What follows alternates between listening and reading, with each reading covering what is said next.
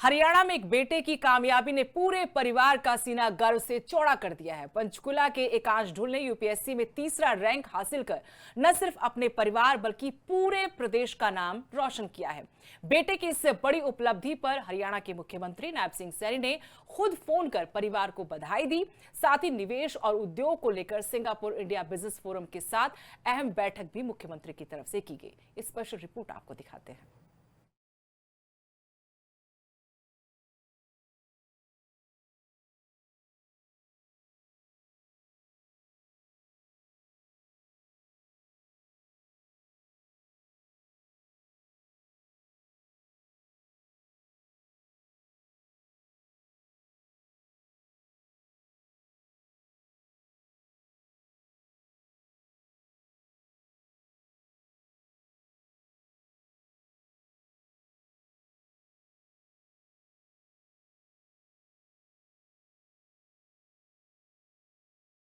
ने हरियाणा भाषा में बातचीत की और फिर कहा कि बेटे की कामयाबी राज्य में सरकार द्वारा पढ़ाई के प्रति बनाए गए अच्छे माहौल का नतीजा है। किशन ढुल के बेटे एकांश ने यूपीएससी परीक्षा में तीसरा रैंक हासिल करके न सिर्फ अपने परिवार का नाम रोशन किया है बल्कि हरियाणा को चर्चा में भी ला दिया है।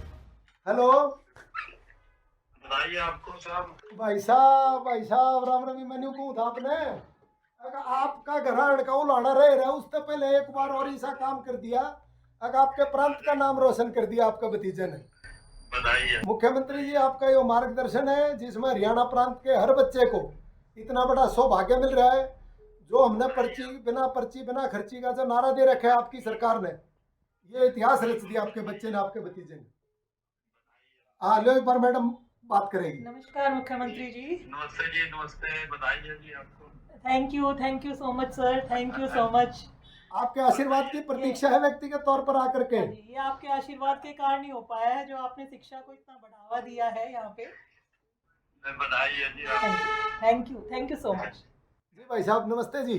अभी एकांश आया नहीं है, शाम तक आएगा जी, शिमला है। जी भाई साहब अभी शिमला से चलेगा वो, ट्रेनिंग पे है ना, तो अभी आ जाएगा। हाँ जी भाई साहब, जी भाई साहब धन्यवाद भाई साहब, नमस्कार नमस्कार।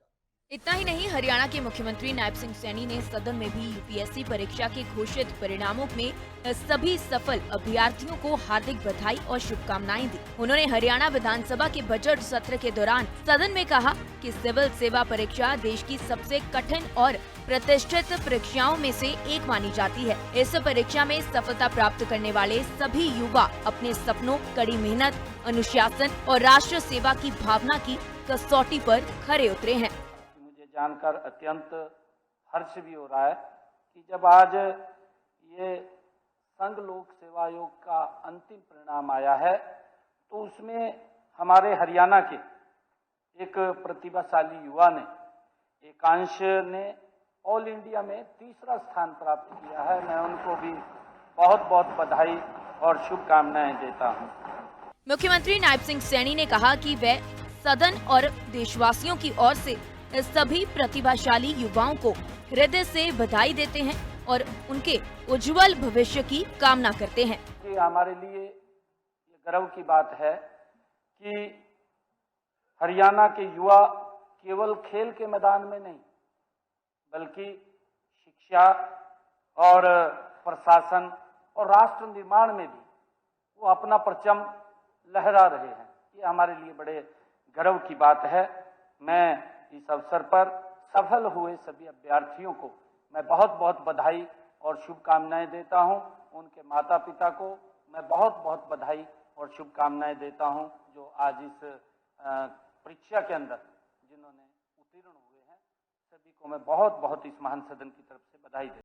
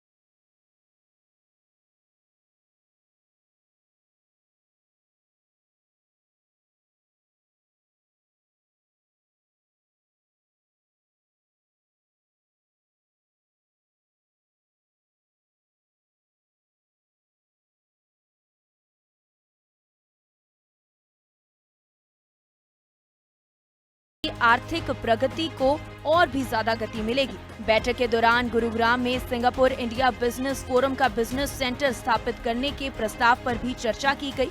मुख्यमंत्री ने कहा कि गुरुग्राम में बिजनेस सेंटर स्थापित होने से सिंगापुर की कंपनियों को हरियाणा में अपने कार्यालय खोलने और निवेश करने के लिए एक बेहतर मंच मिलेगा। इससे दोनों देशों के बीच व्यापारिक संबंध और अधिक मजबूत होंगे। Bureau report.